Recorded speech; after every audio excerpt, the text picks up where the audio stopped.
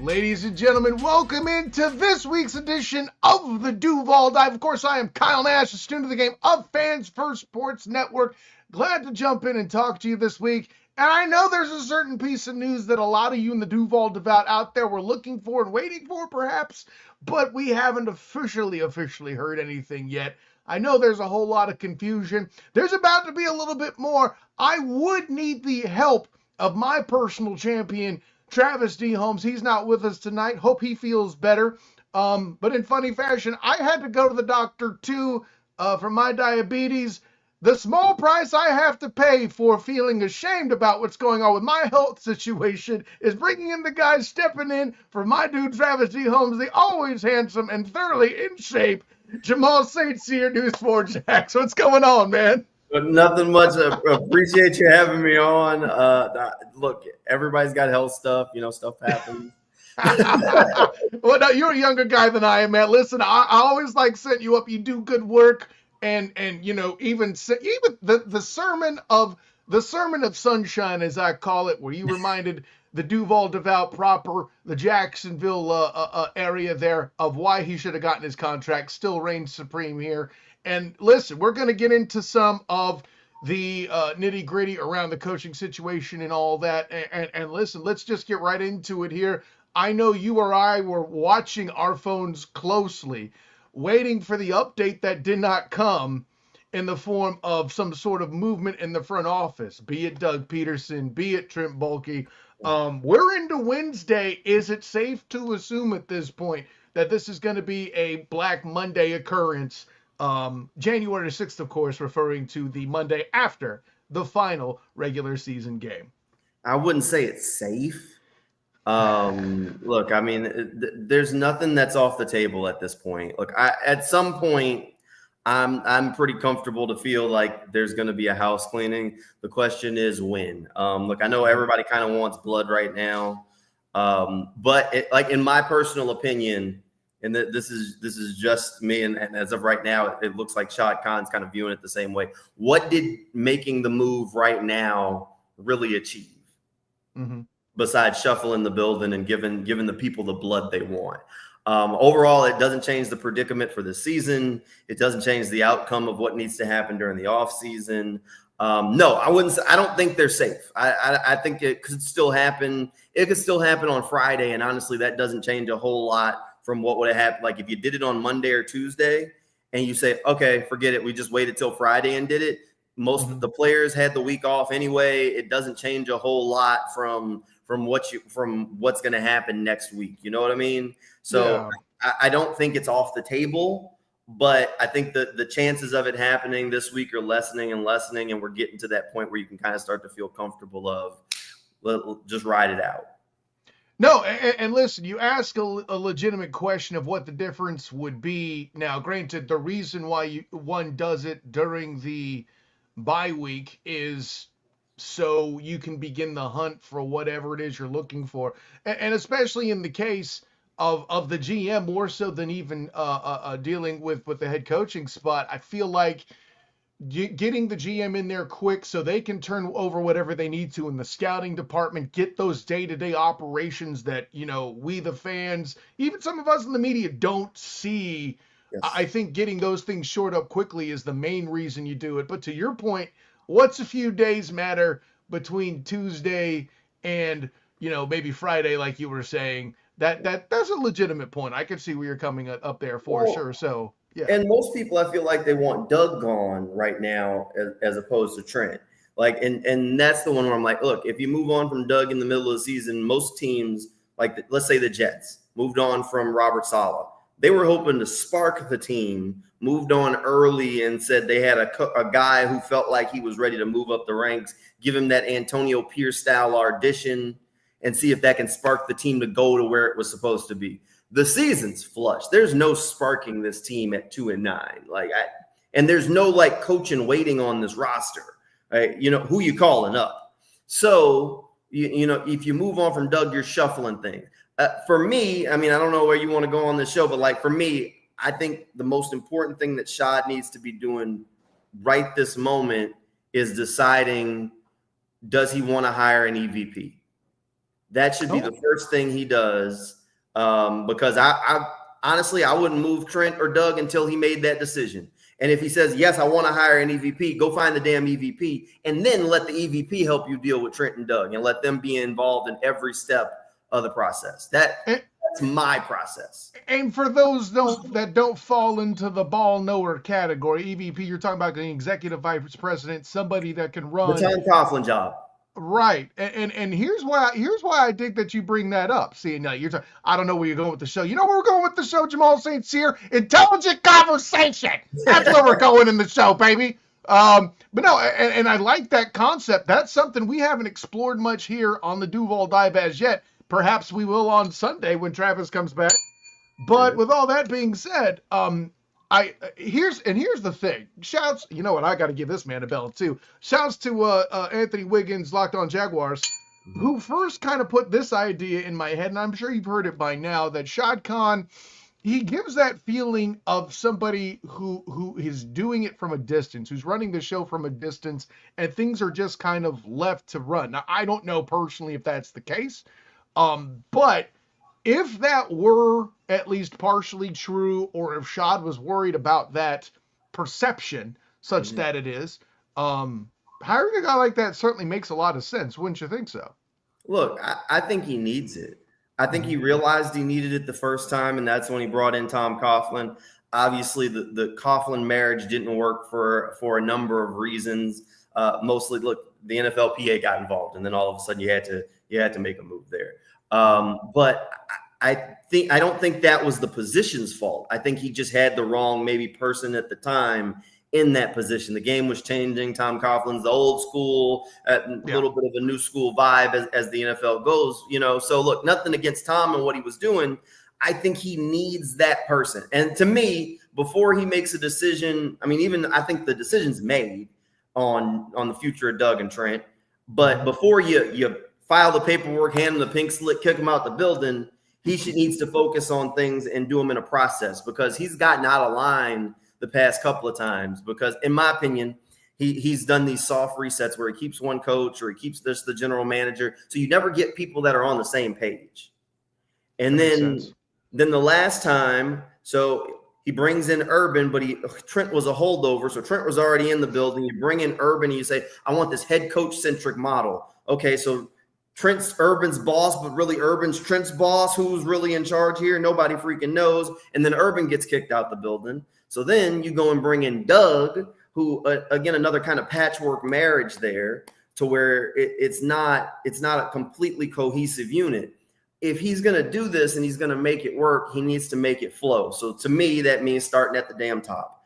Go ahead and figure out your EVP. Oh yes, I do want one. Okay, who's it going to be? Whoever. All right, hire that person. All right, new EVP, how you doing? You hate Trent? I hate Trent. All right, let's kick Trent out the building.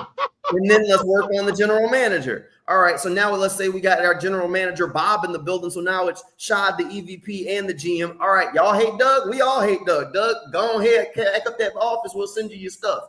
And then find a head coach together as a unit, so that way now you're building that brain trust rather than, let's patchwork this thing together. Oh, I'm asking people and I'm getting rave reviews, but are you getting the rave reviews from the people that actually have to work with this person? Like that, those are the things. It hasn't flowed, and he needs to figure out how to make it flow this time if it's going to work. Well, and so this kind of takes me to this, and I'm going to jump around a little bit here. We'll put a pin in the EVP thing because, again, this is something that I didn't really think deeply about yet. So I'm going to stall a little bit and punt. We'll come back to it. But here's what I'm concerned about. And listen, as somebody who's not a member of the Duval Devout officially, I have been hurt before by Trent Baalke as a 49er fan, right? Okay. So my whole thing is this. If I'm a member of the Duval Devout, my first concern is to not let him get hands on another top-level draft pick, or hell, even go through making another draft. What's the path to doing that? Is it because if you don't fire him now, the chances are you're keeping him into the draft season doing that? Well, look, I do think Trent's going to be gone. I don't think Trent's making that draft pick. Like, as far as I'm concerned, he made us a promise right before I went back and found it. Before the Trevor Walker pick, he said, well, I can guarantee you I won't be making the number 1 overall draft pick. We're gonna hold you to that one right there, buddy. Look, so here we are revisiting it. He didn't think he was gonna be there. Up, look, you're there. I just don't think Trent's gonna be the guy making the call on that pick.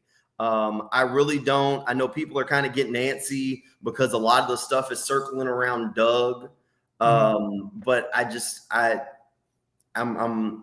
feel pretty confident from what I know going on inside that building that it's going to be a house cleaning this time. And it's not a matter of if, more of a matter of when. Right. And Shad has never been a person, at least in my dealings and my understandings, that kind of, he doesn't want to feel like he's bending to pressure from fans. And he always is like, whenever he's talked to us, like he has a process. Think about how long he took before he hired Doug. And even the Urban stuff. Think about how long you were hearing the tea leaves of Urban Meyer before Doug Marrone was even fired, and then the Urban Meyer thing came together. So there's a lot of stuff, and he keeps a very tight circle that's kind of moving in the background. I'm not sure if that there's anything this duo could do to save themselves at this point. You know, because he's one of them. He one of them that once he make up his mind about you, ain't nothing you could do. And I think we're there. What I hear you telling me is Shad Khan's speed of making these decisions is something that the Duuval will have to wrestle with. Oh, see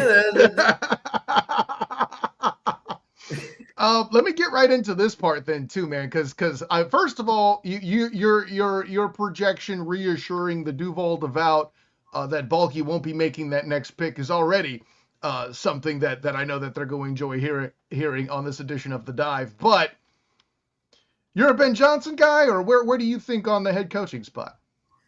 That's tough. So here's what I think. I think this team needs – I mean, first off, you always need to nail the head coach. I think Ben Johnson is on everybody's Christmas list.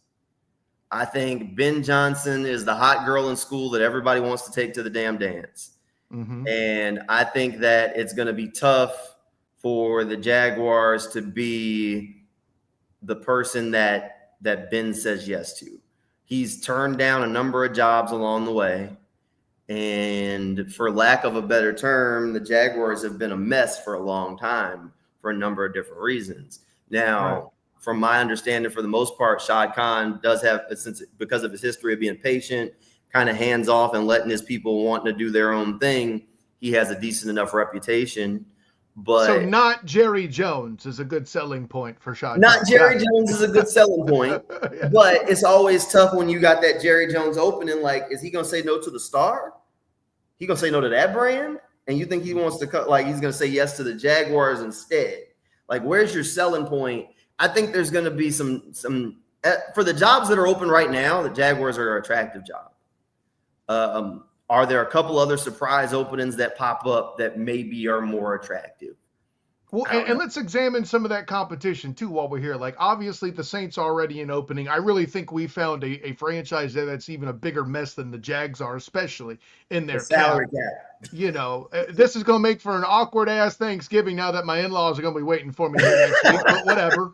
They hated Hines-Allen too. I know it. My family's in New Orleans. Nobody likes him. I got my St. Aug from New Orleans hat on right now. That's what's up. Yeah, they're even mad about Brian Kelly too. Whatever. I don't know, but listen, I think that situation is worse. Obviously, the Jags have the quarterback, and if the head coaching candidate doesn't agree, they don't know ball anyway, so you don't want them. So, but that being said, so there's the Saints, there's the Jets, which again, another bigger mess. So we'll get them out the way. I'm pretty sure the Raiders might be on the table in Las Vegas. I ain't even calling them a competition either, and I'm pretty sure they may not have state tax, but that's about all they have going for them, right? Although if you could keep Starks on the line somehow, and they got Christian Wilkins too. That's a good defensive front if you could keep them together somehow. Maybe Belichick goes there. I don't know. We'll talk on that later. But then you mentioned the Cowboys job. I agree. I think that's a thing that's going to happen. And I said Chicago should have fired Eberflus in this offseason. I think that's the scary good job, air quotes, with whom the Jaguars are competing. You seem like you agree, Jamal.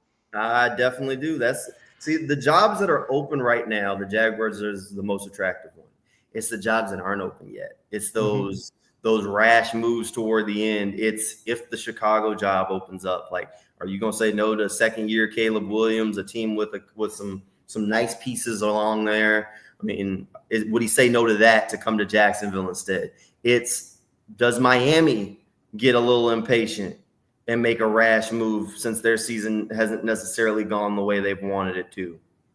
Would he say no to that? I think they're a mess too, though, because they're tied to Tyreek and Tua. Man, those contracts are abysmal. Their defense is awful. Yeah. At least the Jags have some pieces up front. Foyer's still around. You got a pretty good front. You fixed the defensive tackle spot. You're doing okay. Okay, I get it. The secondary is going to be say otherwise right now. Well, right. Well, I mean, first of all, listen, if we want to get into this show, Ryan Nielsen's habits of rotation and altering the future of certain things, well, we can do that, but I'm only trying to do 30 minutes tonight, Jamal. But what I mean is, in a different system, perhaps they can flourish better. The talent is in place, is all I'm saying. Your point about the stats is well made. I won't argue with that, sir. That's a separate conversation.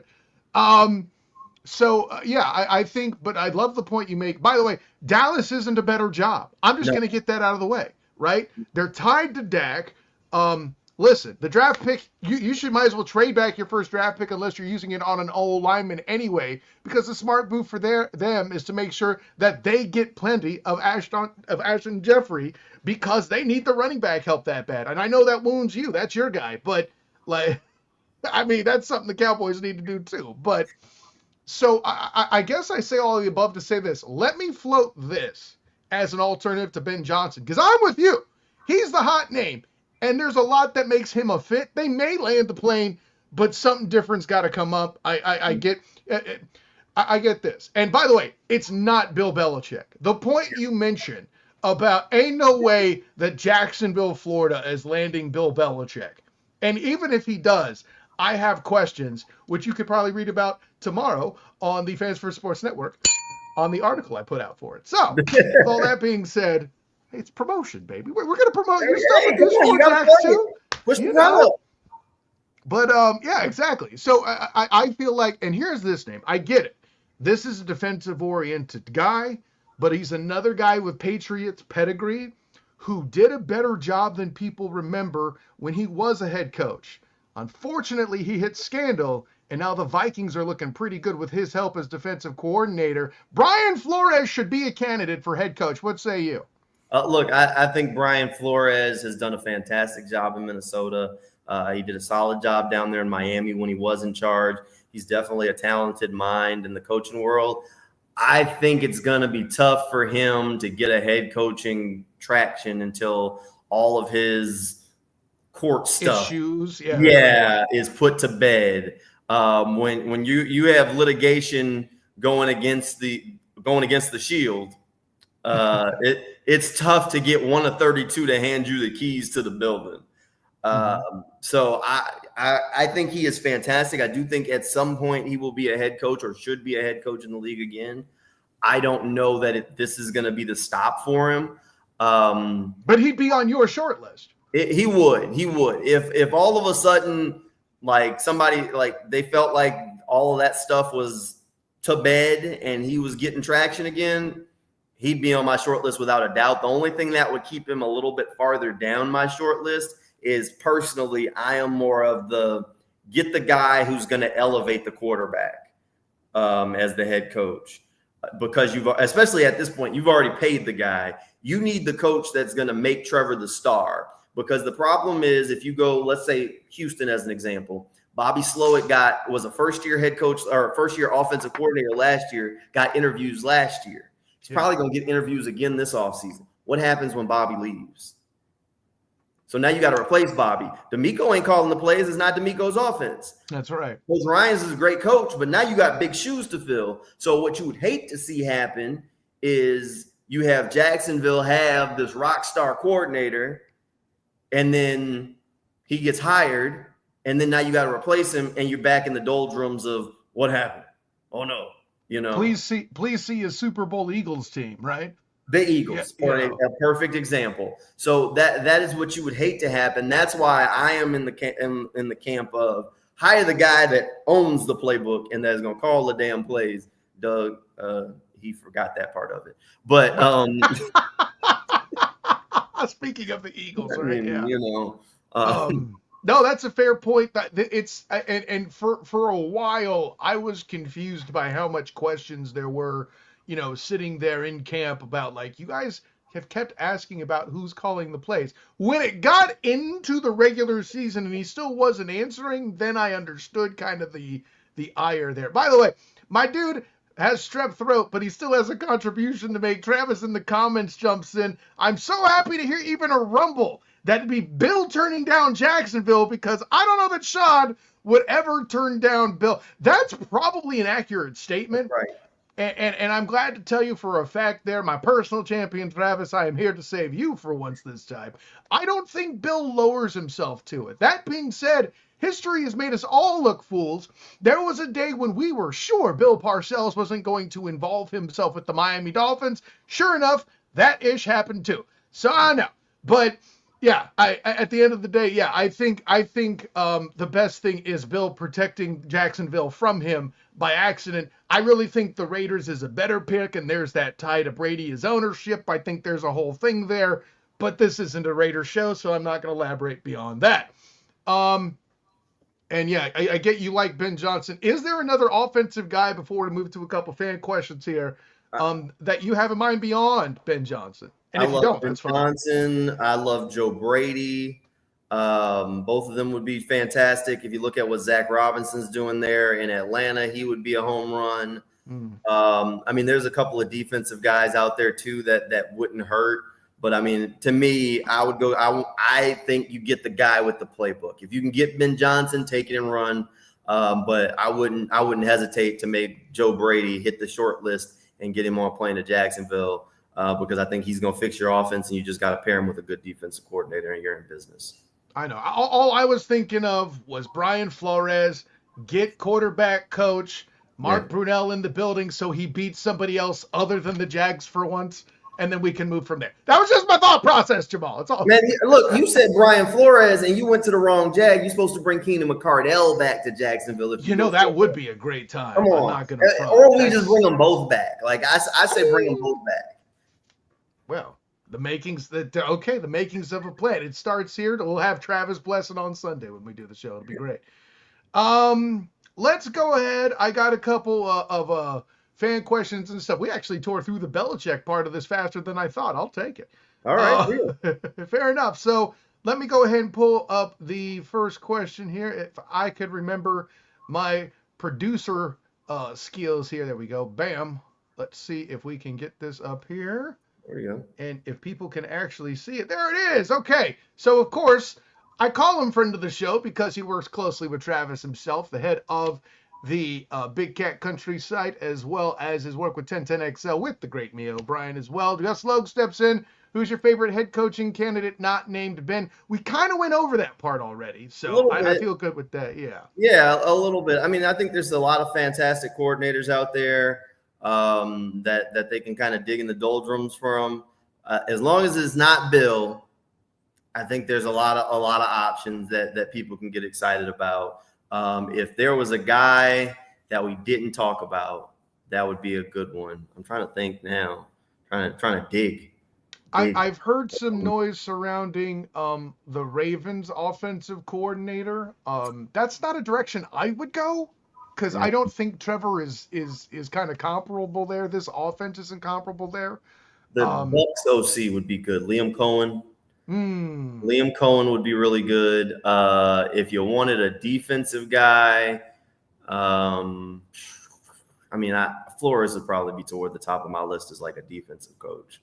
Okay. And yeah, I'm with you. I feel like a defensive guy is what gets considered when you start missing on guys. And down the line, let's say Ben Johnson takes the Bears job, which, no offense, Duval, is a fascinating fit. Yeah. I got one for you. I got one for you that I forgot earlier. And this guy actually, former head coach, rave reviews, players love him, Cliff Kingsbury.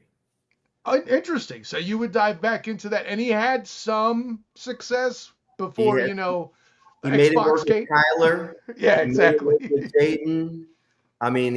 He's making it work currently with Jaden. Players rave about him. Absolutely love the dude. Hmm. I think Cliff might actually be a really solid one. He fits my bill of I want the guy with the playbook. I He's was a about to say, creative because then, and mind. he would also weaken the Red Tails by extension. So there's that. So hey, Oh, sorry, Commanders. but yeah, I would go. Cliff Kingsbury would be on my list too. So Cliff, that. Yeah, Kingsbury's a good call out. I'll give you that. Let's jump to the next question from Weifu here. By the way, thanks, Gus, for making me self-conscious. I don't have a Blue Sky account yet. Anyways, I'm Weifu with you. I'm asks, still holding on to Twitter. my man, who are the good players under 30, and who do you believe would be untouchable for the next regime? Obviously, not accounting for bad contracts, things like that. I think, okay, so let's get the obvious suspects out of the way, right? BTJ, he's not going anywhere. Definitely falls in that category. He's not a contract issue either. Trevor, he's got a contract, sure. He's under 30. He's not going anywhere. I would wonder if Tyson Campbell and obviously Trayvon and Josh Hines-Allen all fall in that category as well. I'd put Trayvon. You put Trayvon. Okay, so JHA has the contract.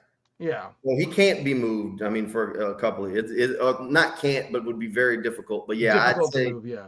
I'd say JHA. I mean, the contract and looking at the last part, I'd say would be the only reason why I might not mention him. But and of course, Anton. Look, here's the thing: when you bring in new regimes. There's going to be some players that maybe folks are attached to that are going to have to find new homes because everybody ain't going to fit. Everybody ain't going to be part of the vision. I think Anton's your future left tackle. I agree. As soon as next year, I do. I think that. But like, I like Tank. I like Travis. I'm not going to say that they're untouchable. I think this team has a short list of guys that are under 30 that are completely untouchable. So the running backs, yeah, I would have gone there too. I think they will be here, but I don't want to say they're untouchable. Mm-hmm. Like if I said like completely like, look, you don't mess with these dudes. Trayvon, who's probably about to get a contract soon. JHA, Anton. Let's turn the tables on something because I know you and I have had a conversation about this player before, mostly in reference to music. I never got to make my parody song because his play has not delivered the way we would have expected. Of course, you got to think about Andre Sisco being one of the pieces that was there at one point, but now is not. Yeah. Yeah, look, I mean, he's a free agent this year. He hasn't had the season he's wanted. I think he's at the point where he's going to be looking for like a 1-year prove-it deal kind of thing, like a rehab job. Now, the question is that in Jacksonville or is that with somebody else? But overall, I don't think he's going to be a part of that core that I'd say would be untouchable. You got to have him back. Just the play hasn't been consistent enough. It hasn't been there. If I was going to pick a DB right now, I do like Tyson when he's healthy. So I'd probably put Tyson on the list. If I was going to pick one more, I'd say Jarian because Jarian, of course, yeah. Good. But that's about what I got. I mean, outside of that, like maybe Ventrell. I like Ventrell. I love the way Ventrell plays. Maybe him as an Ventrell Miller is a good thought.